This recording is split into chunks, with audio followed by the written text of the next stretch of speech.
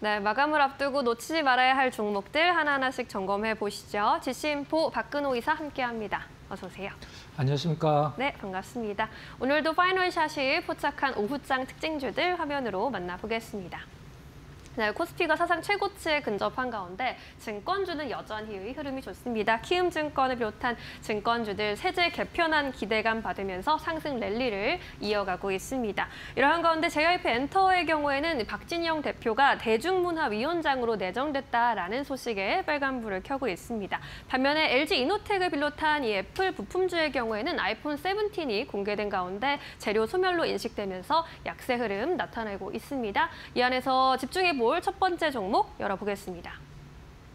네, 두산 골라주셨네요. 6% 이상 오르고 있고 6거래일 연속 상승인데 증권사에서 매수 적기다라는 이야기도 했습니다. 어떻게 보십니까? 네, 증권사에서 목표가를 올리긴 올렸는데 너무 올렸죠. 그러니까 한마디로 좋다는 거죠. 이제 그 부분을 한번 체크를 해보도록 하겠습니다. 네. 일단 두산전자 비즈 이제 지주사니까 두산전자 비즈 이제 비즈니스 그룹이라고 이제 보통 표현하죠. 이것과 관련돼서 두산의 지주사 목표가를 98만 원으로 올렸다. 지금 현재 가격 기준으로 64만 원이니까 뭐 굉장히 크게 올린 거죠. 일단 이런 부분들이 시장에서 어떤 부분들이 이제 메리트로 작용을 해서 이제 증권가에서 이제 두산에 대한 목표가를 이렇게 올렸는지 한번 체크를 해보도록 하겠습니다. 물론 당연히 실적입니다. 이게 실적이 뭐 사실 개별주들은 뭐 작년에 굉장히 안 좋았다가 올해 뭐 몇백 % 성장하고 이런 게 가능하긴 합니다만은 두산 비즈 같은 경우도 이런 것들을 한번 지금 실적을 보여주고 있는 상황이죠. 정말 네. 서프라이즈한 실적을 나타내고 있는데 3분기 예상 실적을 좀 보면 전년 동기 대비해서 매출이 100%에 가까운 98%를 증가를 할 것이다라고 시장은 이제 전망을 하고 있고요. 5천억이 좀 약간 못 미치죠. 영업이익은 1,455억. 매출 9천억대에 영업이익 1,400억 대면 이게 영업이익률이 굉장히 높은 거죠. 그러니까 온기 기준으로 봤을 때는 일단은 영업이익이 5,590억을 예상을 한다. 그럼 지금 현재 두산의 어떤 시가총액이 10조 원대니까 10조 원 초반이잖아요. 그러니까 올해 이 두산 비즈에서만 영업이익이 5,590억이 나오면 사실 과거에 이제 항상 저평가라고 불리웠던 지주사지만 이제 한때 이제 지주사의 어떤 광풍이 좀 불었고 그 중에서 이제 실적으로 어떤 그걸 증명해 나가는 몇 안 되는 기업이라고 보시면 될 것 같은데. 엔비디아 관련주들을 우리가 이제 시장에서 사실 한때는 굉장히 찾으려고 노력을 했었고 엔비디아 관련주들 있긴 합니다만은 두산이야말로 진짜 찐 엔비디아 수혜주가 아닌가라는 생각이 들 정도로 이 엔비디아에서 상당히 러브콜을 보낸 기업이죠. 어떤 CCL이죠, CCL 이제 코퍼, 클로드, 이제 라미네이트라고 해서 이제 동박적층막이라고 보통 표현하죠.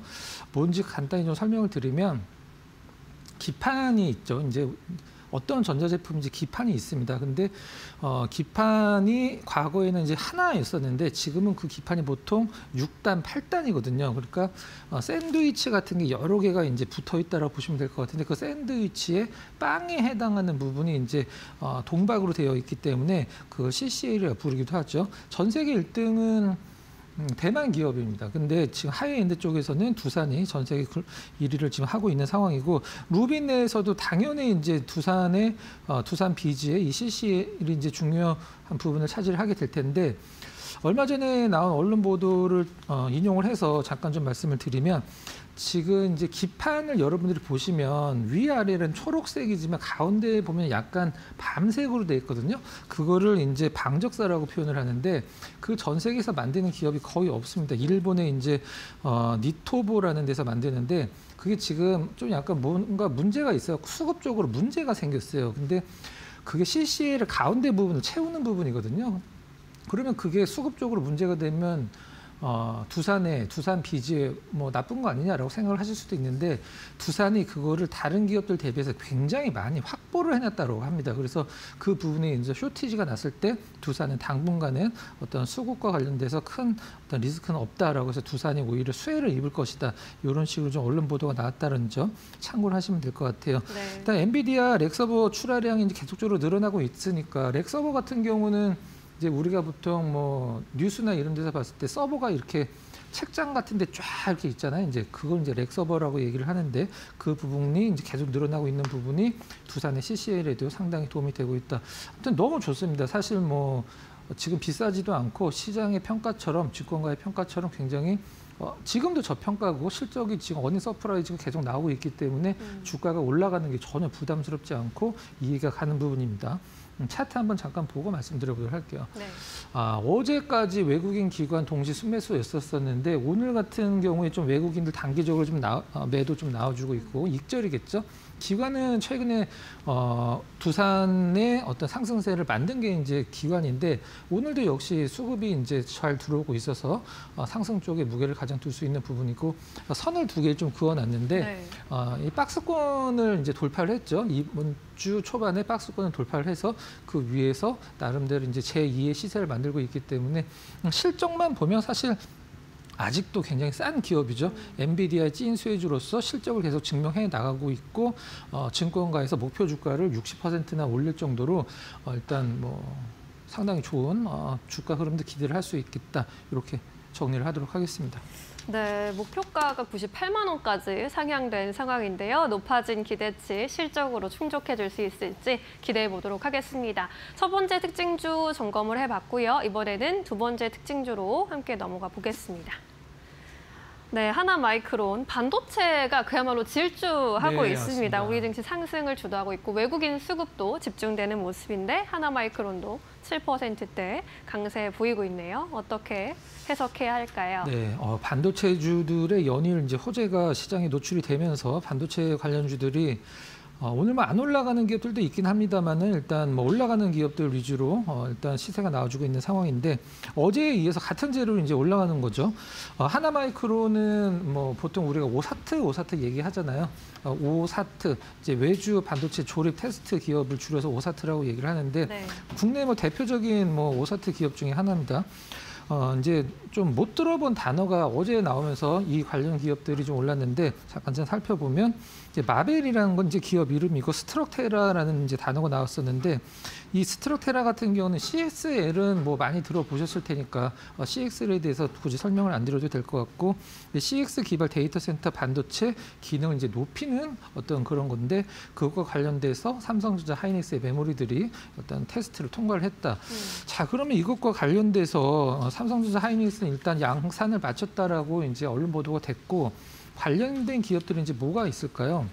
한번 좀 살펴보면 과거에 이제 우리가 보통 CXL 관련주로 많이 꼽혔던 종목군들 이제 대표적으로 뭐 TLB 같은 기업들이 있겠죠. 기판 기업들 그리고 하나마이크론처럼 어떤 그 오사트 기업 이제 테스트나 이제 조립과 관련된 부분들이 앞으로 더 까다로워지기 때문에 어떤 뭐 실적이 좋아질 것이다라는 부분들 어떻게 보면 뭐 당연한 부분이긴 한데 네. 하나마이크론만 좀 살펴보면 고객사가 뭐 사실 삼성 쪽이 좀 약간 뭐 무게감이 실리긴 합니다만 삼성, 하이닉스, 이제 퀄컴 모두 다 고객사를 두고 있는 상황이고 삼성전자가 지금 현재 가장 좀 과거 달랐던 부분이 무엇이냐면 모바일 AP 그러니까 삼성전자 기준으로 엑시노스라고 부르는 부분이 이제 퀄컴의 스냅드래곤을 제치고 지금 자사 AP가 갤럭시에 많이 탑재가 되고 있죠. 이것과 관련돼서 저는 사실 수혜가 제일 크다라고 생각을 하고 있는데 그 부분과 관련돼서 모바일 AP 삼성전자 모바일 AP 가장 마지막에 테스트를 하는 유일한 기업이기 때문에 뭐 테스나와 더불어서 하나마이크론이 당연히 그 부분과 관련된 수혜를 받을 수밖에 없다 이렇게 보시면 될 것 같아요. 자, 그러면 차트랑 잠깐 보도록 하겠습니다. 네. 오늘 기관이 굉장히 강력한 순매수 보여주고 있고 외국인들도 어제에 이어서 순매수 쪽으로 돌아서고 있는 상황인데 차트를 봤을 때 사실 하나마이크론 보면 그 박스권은 정말 긴 오랜 시간 동안 지금 이 부분이 올해 초거든요. 올해 2월 달인데 지금 이제 9월 달 중순을 바라보고 있는 상황인데 거의 오랜 시간 동안 이제 박스권을 형성을 하다가 최근에 이제 반도체 쪽의 재료들이 많이 호재가 많이 노출이 되면서 급상승을 보여주고 있는 상황이죠. 제가 봤을 때는 사실 좀 약간 저는 이렇게 러프하게 올라가는 스타일을 좋아하거든요. 그게 진짜 올라가는 건데 이렇게 좋은 호재가 나왔을 때만 반응을 한다는 것은 좀 그렇긴 합니다만은 올해 실적 기반으로 봤을 때는 작년보다는 조금 더 좋은 실적을 시장이 예상을 하고 있거든요. 근데 이런 단기적인 급등이 나왔을 때 가장 좀 리스크는 뭐냐면 이런 것들을 이용을 해서 이제 어떤 차익 실현 욕망이 계속 생길 수밖에 없기 때문에 좀 조정을 갖고 계신 분들은 그냥 편안하게 좀 즐기면서 보유를 하셔도 되긴 하겠습니다만 신규로 접근하기에는 제가 봤을 때는 오늘이나 내일 이 재료로는 단기적인 좀 고점이 나오지 않을까라는 좀 생각도 하고 있어요. 물론 뭐 더 올라가면 좋겠지만 네. 좀 조정 줬을 때 가격적인 어떤 메리트가 생겼을 때 신규자분들은 접근을 하시는 게 낫지 않을까라고 생각을 좀 해보도록 하겠습니다. 네, 기관이 강력하게 순매수해주고 있는 가운데 단기적으로 봤을 때 주가는 고점일 수 있겠다라는 의견도 주셨으니까요. 잘 판단에 참고해 보시면 좋겠습니다. 오늘의 특징주들 만나봤고요. 이번에는 포착해 주신 종목 만나볼게요. 어떤 종목일까요? 네, 오늘 보험 관련주 그 인카금융 서비스를 좀 준비를 했습니다. 인카금융 서비스. 네. 네. 자, 인카금융 서비스, 내 인생의 카운셀러라는 뜻이죠. 인카금융 서비스. 보험 관련주인데 보험 회사는 아니고 보험을 판매하는 기업이죠. 우리가 보통 GA라고 보통 많이 표현하는데 제네럴 에이전시죠. 어떤 일을 하는 기업인지 가장 좀 쉽게 설명을 드려보도록 하겠습니다. 네. 한 우리나라의 한 보험사들 한 30개 정도의 보험사들을 이 인카금융 서비스가 대신 판매를 하는 거죠. 그러면은 보험 설계자분들이 보험을 판매를 하면 수수료를 보험회사가 인카 서비스로 지급을 하고 인카 서비스는 보험회사에서 받았던 수수료에서 본인들 거 남기고 나머지를 보험 설계자분들한테 지급을 하는 거죠. 그게 바로 GA죠. 일단 영업이익이 사실 이 기업이 성장을 하는 거 보면 뭐 보험이다라고 그래서 좀 약간은 뭐 최신의 어떤 뭐 테크적인 느낌이 안 들어서 이제 그렇지 이 기업의 뭐 2년, 3년 동안에 매출이나 영업이익이 성장하는 걸 보면 사실 주가가 안 오르면 이상한 거고 올해 상반기에 주가가 그에 맞춰서 굉장히 좀 많이 올랐죠. 사실 우리가 어떤 무언가 제품을 만드는 기업들을 보면 뭐 공장 가동률이나 뭐 공장의 뭐 생산 캐파 이런 것들을 많이 따지잖아요. 근데 이 GA, 이제 제네럴 에이전시 같은 경우는 보험 설계자분들 수가 가장 중요합니다. 보험 설계자분들 수가 많아질수록 매출이나 영업이 늘어날 수밖에 없기 때문에 네. 근데 이 인카금융 서비스에 최근에 보험 설계자분들이 전년 대비해서 늘어나는 걸 보면 상당히 많이 늘어나고 있어요. 그러니까 한마디로 계약을 성사시킬 수 있는 보험 설계자분들이 굉장히 많아지고 있다는 매출도 늘어나고 영업이익도 당연히 늘어날 수밖에 없는 부분 일단 그렇게 보시면 될 것 같고 올해 상반기 실적 한번 잠깐 좀 살펴보도록 할게요. 올해 상반기에 매출이 4,700억에 육박했죠. 4,689억. 영업이익은 448억 정도, 거의 뭐 한 450억 나왔는데 상반기 실적이 하반기로 이연된다라고 하면 연결된다라고 하면은 올해 900억대의 영업이익도 바라볼 수 있는 상황이죠.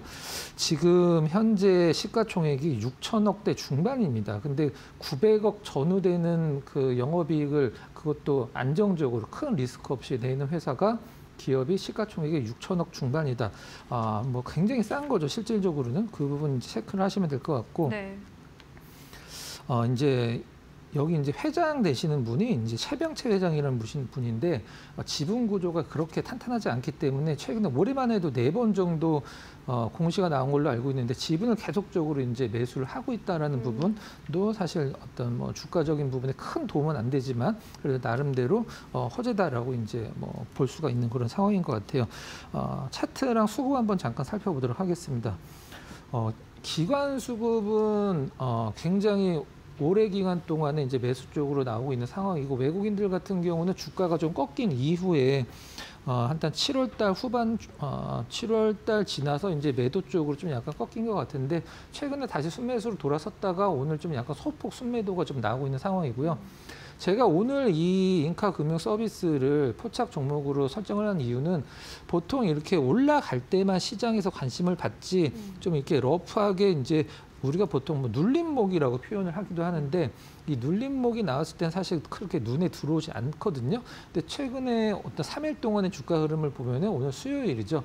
월요일 날 나름대로 장대 항목 뽑아냈고 이틀 동안 옆으로 좀 가격 조정은 거의 안 주고 이틀 동안 기간 조정만 줬다는 점이 어떤 5일선의 상승 추세와 함께 내일 상승으로 다시 한번 양봉을 뽑아내는 패턴이 나오지 않을까라는 생각으로 이제 인카금융 서비스를 오늘 포착 종목으로 준비를 좀 했습니다. 네, 가격은 어떻게 볼까요? 자, 지금 가격이 12,700원대죠. 이제 12,800원 이하면은 뭐 큰 무리 없다. 오늘 이제 음봉이긴 한데 사실 거의 움직임이 없습니다. 그러니까 사는 쪽도 마찬가지고 파는 쪽도 마찬가지고 그냥 어떤 특별한 어떤 그 퍼포먼스는 안 나오고 있기 때문에 가격 유지만 해주고 있는 상황인데 매수가는 12,800원을 좀 제시를 해드리도록 하고요. 목표가는 딱 전고점입니다. 6월 말에 나왔던 전고점 14,700원. 손절 가격은 바로 직전 저점이라고 할 수 있는 11,800원으로 좀 약간 디테일하게 한번 좀 설정을 해보도록 하겠습니다.